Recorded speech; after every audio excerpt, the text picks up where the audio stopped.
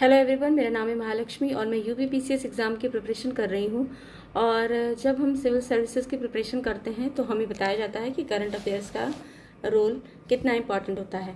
Current affairs के कुछ जो टॉपिक हैं वो ऐसे हैं जो रिपीटेडली उससे क्वेश्चन पूछे जाते हैं, तो वो टॉपिक हमारा बिल्कुल अच्छे से तैयार होना चाहिए, मिस नहीं होना चाहिए।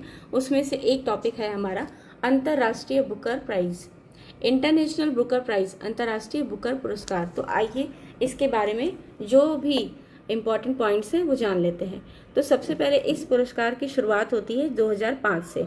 यह पुरस्कार दुनिया भर के किसी भी देश के लेखक की उस साहित्यिक कृति, उपन्यास या लघु कहानी संग्रह को दिया जाता है जिसका मूल भाषा से अंग्रेजी में अनुवाद किया गया हो। ध्यान दीजिएगा, जो भी बुक है उसका इंग्लिश में होना जरूरी नहीं है, इंग्लिश में ट्रांसलेट किया जाना जरूरी है। मतलब वो इंग्लिश में ट्रांसलेटेड होनी चाहिए और वो यूके या आयरलैंड में पब्लिश की जानी चाहिए, यूके या आयरलैंड में पब्लिश की गई हो।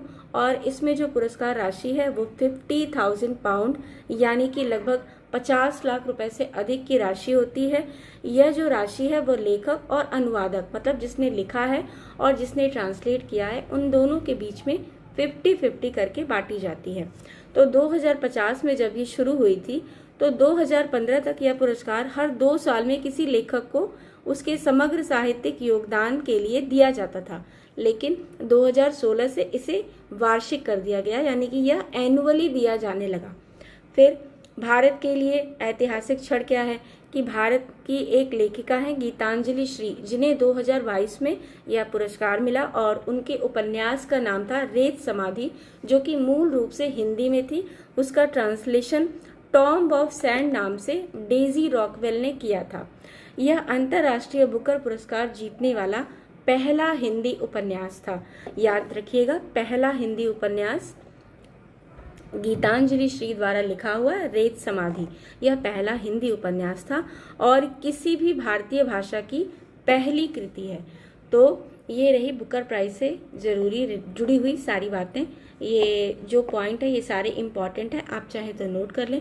लेकिन अगर आपको पीडीएफ चाहिए होगा तो आपको ये पीडीएफ भी मिल जाएगी, आपको कमेंट में आकर बताना है। इसी तरह छोटे छोटे टाइम स्लॉट में आपको करंट अफेयर्स की वीडियोस मिलती रहेंगी। अगर आपको वीडियो अच्छी लगी और तो वीडियो को लाइक करें और कमेंट में आकर अपना फीडबैक ज़रूर दें। बाकी आपको कोई भी हेल्प चाहिए हो करंट अफेयर्स के रिगार्डिंग तो आप कमेंट में आकर बता सकते हैं। चैनल को सब्सक्राइब करना ना भूलें। Thank you. पढ़ते रहें, बढ़ते रहें।